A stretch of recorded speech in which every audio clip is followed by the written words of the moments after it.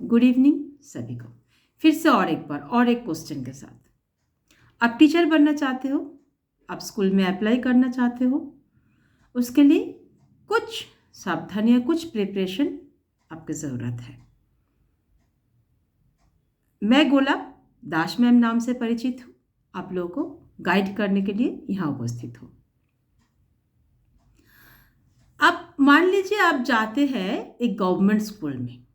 Government school में आपको क्या क्वेश्चन पूछा जाएगा? ऑलवेज आपका सब्जेक्ट रिलेटेड फर्स्ट एवं उसके साथ करंट अफेयर्स एवं जीके, बस और कुछ नहीं। आप अगर गवर्नमेंट स्कूल में अप्लाई कर रहे हो तो। बट अगर आप प्राइवेट स्कूल में जाते हो, आपको आपका सब्जेक्ट रिलेटेड क्वेश्चंस तो पूछेगा ही। General knowledge, affairs, current affairs बहुत कम ही दिया जाता है, पूछा जाता है। आपको सिचुएशन दिया जाएगा, डिफरेंट टाइप ऑफ सिचुएशन।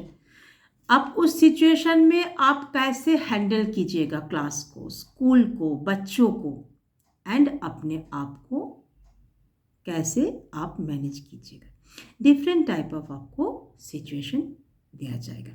उसके लिए ऑलवेज आपको प्रिपेयर रहना पड़ेगा। बोर्ड मेंबर कभी कभी 8 to 10 हो सकता है। अगर आप एक फ्रेशर कैंडिडेट हो, मे बी वहाँ जूनियर क्लास के जूनियर टीचर लोग या तो सीनियर टीचर्स भी हो सकता है, आपके इंटरव्यू लेंगे।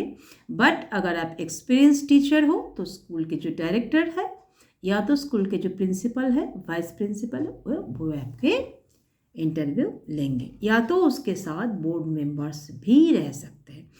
आज का क्वेश्चन मैं स्टार्ट कर रही हूँ। आज का क्वेश्चन एक सिचुएशन है। मान लीजिए आपको पूछा जाता है कि आप क्लास ले रहे हो, एकदम सडनली वहां क्लास में एक अननोन पर्सन आ जाते हैं। उस सिचुएशन में आप क्या करोगे?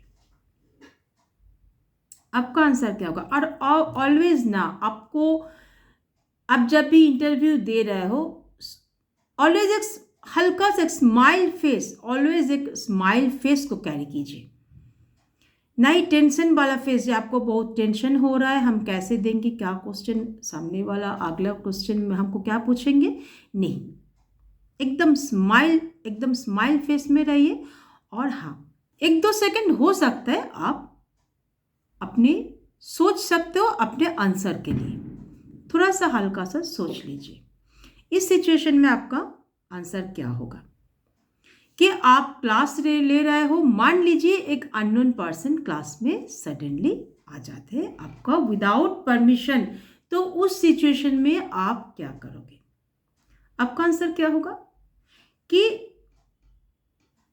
मान लिया जाता है हम क्लास ले रहे हैं और सडनली एक अननोन पर्सन अंदर आ जाता है। इसका 3 रीजंस हो सकता है। फर्स्ट, उनका बच्चा क्लास में पढ़ता है, अर्जेंट कुछ इंसिडेंट हुआ है, या तो बच्चा के सेफ्टी के लिए वो क्लास में विदाउट परमिशन वो एंट्री किया है, या तो घर में ऐसा कुछ इंसिडेंट हुआ है जिसके चलते उसके दिमाग से ये हट गया कि क्लास में हम एंट्री कर रहे हैं तो जो टीचर है उनके परमिशन हमको लेना पड़ेगा। फर्स्ट। सेकेंड रीजन, हो सकता है जो भी आए हैं उनको कर्सी नाम का कोई मैनर्स नहीं है। कर्सी इन द सेंस, मतलब मुझे पूछना है, आप जो एंट्री कर रहे हो क्लास में जो टीचर है उनको पूछना चाहिए कि मैं अंदर आ सकती हूँ, तो मैं आई कम इन। तो ये उनको कोई मैनर्स नहीं है, पता है, मतलब नहीं है मतलब इन द सेंस उनको पता नहीं है। हो सकता है रूरल एरिया में उनका वो स्कूल है तो उस एरिया से वो बिलोंग करते हैं, जो भी अननोन पर्सन आ रहा है। ये हो गया सेकंड रीजन। अगर ये 2 सिचुएशन आता है आपके सामने, आपका आंसर क्या होगा कि ये 2 सिचुएशन आता है तो हम उस समय बातों से ये हम समझा देंगे और सिचुएशन को हैंडल भी कर सकेंगे, इजीली हैंडल कर सकेंगे, वो कोई बड़ी बात नहीं है। बट थर्ड रीजन जो है, मान लिया जाता है जो अननोन पर्सन क्लास में एंट्री किया है वो एक डेंजरस पर्सन है, बच्चों के तथा स्कूल के लिए वो खतरा हो सकता है। तो उस सिचुएशन में हमको मतलब आपको आप आंसर दे रहे हैं जो उस सिचुएशन में हमको बच्चों के सेफ्टी के लिए, इवन स्कूल के बेटरमेंट के लिए, स्कूल के हर एक बच्चों का सेफ्टी के लिए, उस सिचुएशन में हमको जो सही लगे हम वो स्टेप लेंगे। ना ही उस समय हम मैनेजमेंट को जाके बोलेंगे या तो हेल्प चाहेंगे, या ना ही हम किसी से कोई डिस्कस करेंगे या तो परमिशन का वेट करेंगे।